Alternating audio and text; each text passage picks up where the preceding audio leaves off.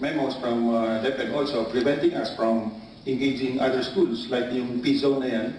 P-Zone during the time of, I think, Secretary Luistro, it prevented us from engaging schools, teachers, and students, and educate them on how these things are being done by the CTP and PA.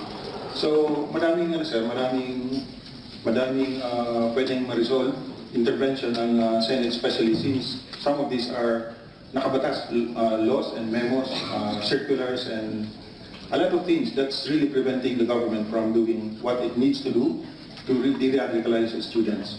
So yun po ang isang issue nung sila ay dumulog sa aming opisina sa J7, Civil Military Operations naman kami. Sabi namin, this is about time so that more people will know what's going on, and with the help of PNP, probably we can reach out